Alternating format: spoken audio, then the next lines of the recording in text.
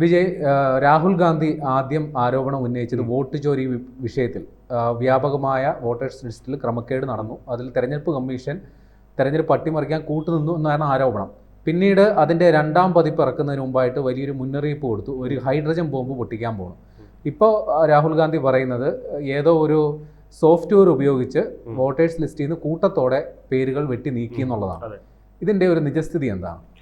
ഇപ്പോൾ ഇത്തവണ ഈ തെരഞ്ഞെടുപ്പ് കമ്മീഷൻ, അതായത് കേന്ദ്ര തെരഞ്ഞെടുപ്പ് കമ്മീഷനെതിരെ ഗുരുതരമായിട്ടുള്ള ആരോപണങ്ങളാണ്. അതായത് നേരത്തെ ഉന്നയിച്ചതിനേക്കാൾ തെരഞ്ഞെടുപ്പ് കമ്മീഷൻ നേരിട്ട് കുറ്റകൃത്യങ്ങൾ നടത്തുന്നു എന്നാണ് പറയുന്നത്.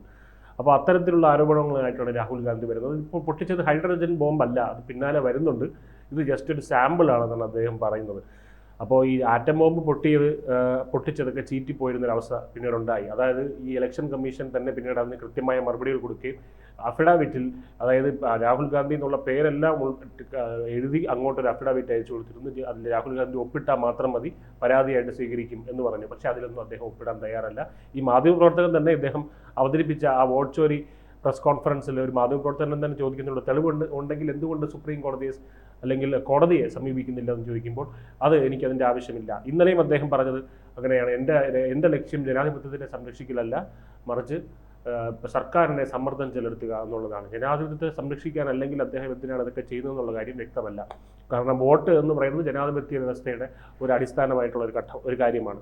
എന്തായാലും ഈ ആറ്റം ബോംബ് ചീറ്റിയതിനെ തുടർന്നാണല്ലോ ഒരു ബോംബ് ചീറ്റുമ്പോഴാണല്ലോ അടുത്ത ബോംബ് ഇടുന്നത്. മറ്റു ബോംബിൽ കാര്യം തകർന്ന് പോവുമെങ്കിൽ ആറ്റം ബോംബ് എന്ന് പറയുന്നത് നമുക്കറിയാം സർവനാശം വിതയ്ക്കുന്ന ഒരു കാര്യമാണ്. അത് സർവനാശം വിതച്ചില്ല എന്ന് അദ്ദേഹത്തിന് തന്നെ ബോധ്യമുള്ളത് കൊണ്ടാണ് രണ്ടാമതൊരു ബോംബുമായി വരുന്നത്.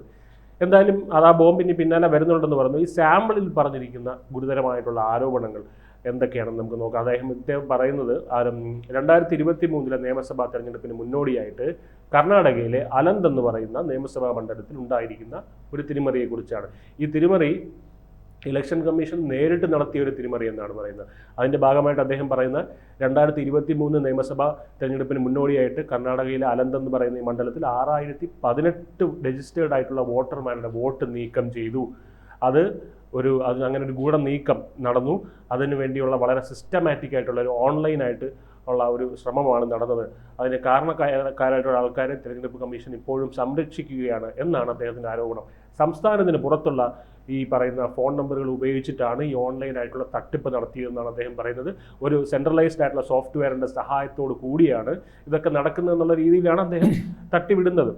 അപ്പോൾ ഇതൊക്കെ സാധാരണക്കാർക്ക് ഈ പറയുന്ന സാങ്കേതികപരമായിട്ടുള്ള കാര്യങ്ങളൊന്നും അറിയില്ല. സെൻട്രലൈസ്ഡ് ആയിട്ടൊരു ഓൺലൈൻ വഴി ഇതിനകത്ത് കയറി നമ്മൾ ഫേസ്ബുക്കിൽ ഫോട്ടോ ഡിലീറ്റ് ചെയ്യുന്ന പോലെ ഒരു ഫോട്ടോ റിമൂവ് ചെയ്ത് കളയാം, അല്ല ഒരു വോട്ടറിൻ്റെ പേര് റിമൂവ് ചെയ്യാൻ പറ്റും എന്നൊക്കെ ആണ് എല്ലാവരും വിചാരിക്കുന്നത്. പക്ഷേ സാങ്കേതിക വശങ്ങൾ അറിയാവുന്ന ആൾക്കാർക്ക് ഇദ്ദേഹം പറയുന്ന ആരോപണങ്ങളുടെ മണ്ടത്തരം അല്ലെങ്കിൽ അതിൻ്റെ ആ ഒരു വിഡ്ഢിത്തരത്തിൻ്റെ ആഴം എത്രത്തോളമാണെന്ന് മനസ്സിലാകും. എന്നാലും അടുത്ത നിമിഷം തന്നെ അദ്ദേഹം പറഞ്ഞതിനെല്ലാം അവാസ്തവമാണെന്ന് അദ്ദേഹത്തിന് തന്നെ വലിയ സങ്കോചമുണ്ടാകുന്ന തരത്തിലുള്ള വിധം കാര്യത്തിലുണ്ട്. അതായത് അദ്ദേഹം പറഞ്ഞതിൽ തന്നെ അങ്ങോട്ടും ഇങ്ങോട്ടും മിസ്മാച്ച് ആയിട്ടുള്ള കാര്യങ്ങളുണ്ടെന്നുള്ള രീതിയിൽ തെരഞ്ഞെടുപ്പ് കമ്മീഷന്റെ വെളിപ്പെടുത്തലുകൾ വന്നിരുന്നു, അതിനുള്ള മറുപടി വന്നിരുന്നു. ഈ വോട്ട് ചോരി ആരോപണത്തിനെ തുടർന്ന് രാഹുൽ ഗാന്ധിക്ക് ഇതുപോലുള്ള ചോദ്യങ്ങൾ വന്നപ്പോൾ, അതായത് തെളിവ് എവിടെയെന്നുള്ള ചോദ്യങ്ങൾ വന്നപ്പോഴൊക്കെ അദ്ദേഹം അതിനൊന്നും ഒരു മറുപടിയും പറയാതെ ബീഹാർ ഈ ഉള്ളൊരു വോട്ടധികാര യാത്ര എന്ന് പറഞ്ഞ യാത്രയിലേക്ക് പോകുന്നതാണ് നമ്മൾ കണ്ടത്. അതായത് ബീറ്റിംഗ് അറൗണ്ട് ദ ബുഷ് എന്നുള്ളൊരു പരിപാടിയാണ് ഇവിടെ അദ്ദേഹം ചെയ്തുകൊണ്ടിരിക്കുന്നത്. നിലത്ത് കിടന്നുള്ള ഉരുളൽ മാത്രമാണ് അതിനപ്പുറത്തേക്കൊന്നും അദ്ദേഹം ചെയ്യുന്നില്ല. വോട്ട് ചോരിയുടെ ഭാഗമായിട്ട് കേന്ദ്ര തെരഞ്ഞെടുപ്പ് കമ്മീഷനും BJPയും കൂടി സാധാരണക്കാരെ അസാധാരണമായിട്ടുള്ള രീതിയിൽ പറ്റിക്കുന്നു എന്നൊക്കെ ഉള്ള വലിയ ഡയലോഗുകളൊക്കെയാണ് അദ്ദേഹം പറയുന്നത്. ഈ പറയുന്ന ഡയലോഗുകൾക്കപ്പുറം കൃത്യമായ തെളിവുകൾ, ഫാക്ച്വൽ എവിഡൻസസ് അദ്ദേഹം തരുന്നില്ല. എന്തായാലും അദ്ദേഹം കൊണ്ടുവന്നിരിക്കുന്ന കാര്യങ്ങളെല്ലാം തന്നെ ഇതിനോടകം തന്നെ ഇപ്പോൾ തെളിഞ്ഞിരിക്കുകയാണ്. അതായത് അദ്ദേഹം പറഞ്ഞു അത് കയ്യിലിരുന്ന് പൊട്ടിയ ബോംബെന്ന് പറയാം, മറ്റേത് അങ്ങനെയല്ല, ഇത് കയ്യിലിരുന്ന് തന്നെ ചീറ്റിപ്പോയെന്നുള്ള കാര്യമാണ്. അത് അത്യന്തം വിഷമകരമായിട്ടുള്ള കാര്യം. കർണാടകയിലെ അലന്ത് നിയമസഭാ മണ്ഡലത്തിൽ നീക്കം ചെയ്യാനായിട്ട് 6018 വോട്ടർമാർ നിന്ന് അദ്ദേഹം പറയുന്നത് 6018 വോട്ടർമാരെന്നാണ്. അത് തന്നെയാണ് ഒന്നാമത്തെ തെറ്റ്. കാരണം 6018 വോട്ടർമാരല്ല, 5994 വോട്ടർമാരാണ്. അതിലേക്ക് കടക്കാം. അതിന് മുന്നേ 6018 വോട്ടർമാരിൽ OBC വിഭാഗത്തിൽപ്പെട്ട ആൾക്കാർ, അതായത് ദളിതർ, പിന്നാക്ക വിഭാഗങ്ങൾ ഉള്ള ന്യൂനപക്ഷക്കാരാണ്. ഇങ്ങനെയുള്ള നിരവധി ആൾക്കാരാണ്. ഇവരൊക്കെ തന്നെ കോൺഗ്രസിന് വോട്ട് ചെയ്യാനുള്ള സാധ്യതയാണ് കൂടുതൽ. ഇത് എന്ത് അടിസ്ഥാനത്തിലാണ് ഈ പറയുന്നത് എനിക്ക് മനസ്സിലാവുന്നില്ല. എന്തായാലും അതുകൊണ്ടാണ് അവർക്ക് വോട്ട് നിഷേധിക്കുന്നതിൻ്റെ ഭാഗമായിട്ട് ഈ തട്ടിപ്പ് നടത്തിയതെന്നാണ് ഇദ്ദേഹം പറയുന്നത്. അപ്പോൾ ഇങ്ങനെ നീക്കം ചെയ്യുന്നതിനൊരു സെൻട്രൽ ആയിട്ടുള്ള സോഫ്റ്റ്വെയർ ഉപയോഗിച്ചിട്ടുണ്ടെന്നാണല്ലോ പറയുന്നത്. അപ്പോൾ അതിനുവേണ്ടി സംസ്ഥാനത്തിൻ്റെ പുറത്തു നിന്നുള്ള ഫോൺ നമ്പറുകളാണ് ഉപയോഗിച്ചിരിക്കുന്നത് എന്നാണ് അദ്ദേഹം ആരോപിക്കുന്നത്. ഇതിന് കാരണക്കാരായിട്ടുള്ള ആൾക്കാരെ തെരഞ്ഞെടുപ്പ് കമ്മീഷൻ സംരക്ഷിക്കേണ്ടത്. അതായത് കർണാടക പോലീസ് സ്വമേധയാ കേസെടുത്ത് അന്വേഷിക്കുമ്പോൾ തെരഞ്ഞെടുപ്പ് കമ്മീഷൻ സഹകരിക്കുന്നില്ല എന്നുള്ളതാണ് അദ്ദേഹം പറയുന്നത്. നമുക്കറിയാം, ഒരാളിൻ്റെ വോട്ടർ പട്ടിക എന്ന് പറയുന്നത് നീക്കം ചെയ്യുന്നത് ഫോം 7 എന്ന് പറയുന്ന ഒരു കാര്യം സബ്മിറ്റ് ചെയ്യണം. അത് ഇതിന് വേണ്ടിയിട്ടുള്ള വ്യാജമായിട്ടുള്ള ഫോം 7കളൊക്കെയാണ് സബ്മിറ്റ് ചെയ്തു എന്നൊക്കെയാണ് രാഹുൽ ഗാന്ധി പറയുന്നത്. തെരഞ്ഞെടുപ്പ് കമ്മീഷൻ മനഃപൂർവ്വം ഇത്തരത്തിൽ ഫോം 7 വ്യാജമായി ഇറക്കി നടത്തിയ പരിപാടിയാണെന്ന്. അപ്പോൾ ഇതുമായിട്ട് ബന്ധപ്പെട്ട് കർണാടകത്തിലെ പോലീസ് ഒരു അന്വേഷണം ആരംഭിച്ചു. ആ അന്വേഷണത്തിൽ അതിഗുരുതരമായിട്ടുള്ള ആരോപണം തെളിവുകൾ കണ്ടെത്തി. പക്ഷേ തെരഞ്ഞെടുപ്പ് കമ്മീഷൻ സഹകരിക്കുന്നില്ല. അതുകൊണ്ട് തന്നെ ഈ വോട്ടർ പട്ടികയിൽ കൃത്രിമം നടത്തുന്നതിന് വേണ്ടിയിട്ടും ഈ ആൾക്കാരുടെ പേര് നീക്കം ചെയ്യുന്നതിന് വേണ്ടിയിട്ട് ഉപയോഗിച്ചിരിക്കുന്ന ഫോൺ നമ്പറുകൾ ഏതൊക്കെയാണെന്ന് ചോദിച്ചു. അത് തെരഞ്ഞെടുപ്പ് കമ്മീഷൻ തരാൻ സൗകര്യമില്ല എന്ന് പറഞ്ഞത്രേ. അപ്പോൾ ഇങ്ങനെയുള്ള കാര്യങ്ങളൊക്കെയാണ് പറയുന്നത്. അതിൻ്റെ IP അഡ്രസ്സ് എന്താണെന്നൊക്കെ കാര്യങ്ങൾ ചോദിക്കുമ്പോൾ തെരഞ്ഞെടുപ്പ് കമ്മീഷൻ പറയുന്നത് അത് തരാൻ പറ്റില്ല എന്നാണ് പറയുന്നു എന്നൊക്കെയാണ് അദ്ദേഹത്തിൻ്റെ ആരോപണങ്ങൾ. എന്തായാലും ശരിയായ വസ്തുത നമ്മൾ തിരഞ്ഞു നോക്കുമ്പോൾ മനസ്സിലാവുന്ന കാര്യം, അദ്ദേഹത്തിൻ്റെ വോട്ട് ചോരി ആരോപണത്തിനെ പിന്തുണയ്ക്കുന്ന മൊത്തം കോൺഗ്രസ്സുകാർക്കും അല്ലെങ്കിൽ ഇന്ത്യ സഖ്യത്തിലുള്ള മറ്റുള്ള ആൾക്കാർക്കും അങ്ങേയറ്റത്തെ നാണക്കേട് ഉണ്ടാക്കാനുള്ള സാധ്യതയാണെന്ന് മനസ്സിലാവുന്നത്. കാരണം തെരഞ്ഞെടുപ്പ് കമ്മീഷൻ പറയുന്നതനുസരിച്ച് 2023 നിയമസഭാ തെരഞ്ഞെടുപ്പിന് മുന്നോടിയായിട്ട് അലന്ത് നിയമസഭാ മണ്ഡലത്തിൽ 5994 പേരുകളാണ് നീക്കം ചെയ്യുന്നതിന് വേണ്ടിയിട്ടുള്ള ഒരു രാജശ്രമം ഉണ്ടായത്. ഇത് രാഹുൽ ഗാന്ധി പറയുന്നത് പോലെ 6018 അല്ല, 5994 ആണ്. അതെന്തുകൊണ്ടാണെന്ന് പറയാം. അതായത് അങ്ങനെ ഒരു ശ്രമം ഉണ്ടായെന്ന് ഉള്ള കാര്യം സത്യം തന്നെയാണ്. അതെങ്ങനെയാണ്? 2023 ഒരു ബൂത്ത് ലെവൽ ഓഫീസർക്ക് ഒരു വോട്ട് ഡിലീറ്റ് ചെയ്യുന്നതിന് വേണ്ടിയിട്ടുള്ള ഫോം 7 ആപ്ലിക്കേഷൻ ലഭിക്കുന്നു. ആ ആപ്ലിക്കേഷൻ അവർ പരിശോധിക്കുമ്പോൾ അത് അദ്ദേഹത്തിൻ്റെ സ്വന്തം സഹോദരൻ്റേതാണ്. അപ്പോൾ അങ്ങനെ വരാൻ വഴിയില്ലല്ലോ എന്നുള്ള രീതിയിൽ അദ്ദേഹം അത് മനസ്സിലാക്കിയിട്ട് കേന്ദ്ര തെരഞ്ഞെടുപ്പ് കമ്മീഷന് ഒരു പരാതി അയക്കുന്നു. അപ്പോൾ മറ്റാരോ വ്യാജമായിട്ട് ഇങ്ങനെ ചെയ്തതാണ് എന്ന് മനസ്സിലാക്കി. അപ്പോൾ അങ്ങനെ തെരഞ്ഞെടുപ്പ് കമ്മീഷൻ്റെ സമഗ്രമായിട്ടുള്ള ഒരു പരിശോധനയിലാണ് 6018 റിക്വസ്റ്റുകൾ ഇങ്ങനെ കിട്ടിയിട്ടുണ്ടെന്ന് മനസ്സിലാക്കുന്നത്. എന്നാൽ അതിൽ 24 എണ്ണം ജെനുവിൻ റിക്വസ്റ്റുകൾ ആയതുകൊണ്ട് തന്നെ അതിൽ ആ 24 ഒഴിച്ച് ബാക്കിയെല്ലാം തന്നെ കേന്ദ്ര തെരഞ്ഞെടുപ്പ് കമ്മീഷൻ നേരിട്ട് തടയുകയാണ് ഉണ്ടായത്.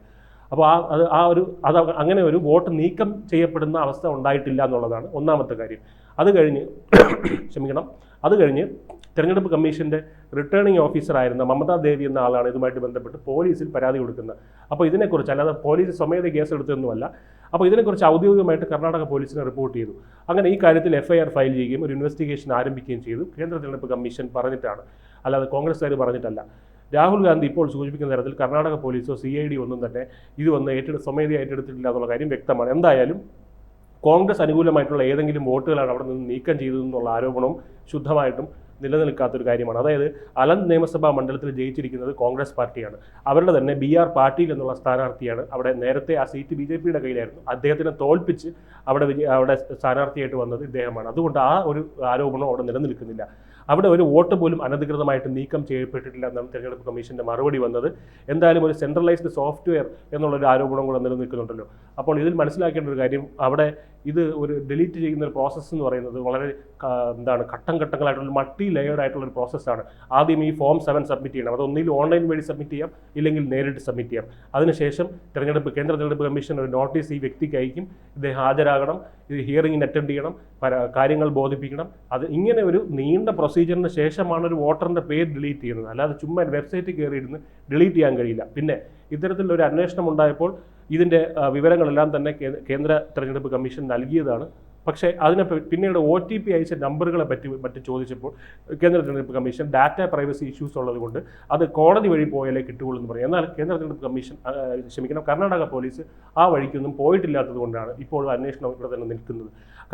ഭരിക്കുന്ന കർണാടക സർക്കാരിനും കർണാടക പോലീസിനുമാണ് അതിന് പൂർണ്ണമായ ഉത്തരവാദിത്വം. എന്തായാലും ഇതുപോലുള്ള ഉണ്ടയില്ല വെടികൾ പൊട്ടിക്കുന്ന രാഹുൽ ഗാന്ധി മനസ്സിലാക്കേണ്ട കാര്യം എന്തെന്ന് പറഞ്ഞാൽ, ഇവിടുത്തെ മാധ്യമങ്ങൾക്കും അല്ലെങ്കിൽ ഈ പറയുന്ന ബാക്കിയുള്ള കേരളത്തിലെ ജനങ്ങളുമൊക്കെ ഇത് കേട്ട് വിശ്വസിക്കുമെങ്കിലും ഒട്ടുമിക്കപ്പെട്ട ഇന്ത്യയിലെ ഭൂരിഭാഗം ജനങ്ങളും ഇതൊക്കെ ഇപ്പോൾ വളരെ ഡാറ്റ എന്ന് പറയുന്ന ഒരു കാര്യം വളരെ ട്രാൻസ്പാരൻ്റ് ആയിട്ടുള്ള കാര്യമാണ്, സുതാര്യമായിട്ടുള്ള കാര്യമാണ്, ആർക്കും ആക്സസ് ചെയ്യാൻ പറ്റുന്ന കാര്യങ്ങളാണ്. ഇതൊക്കെ തന്നെ അപ്പോൾ തന്നെ പൊളിഞ്ഞെടുങ്ങുന്ന ഒരു കാര്യങ്ങളാണ്.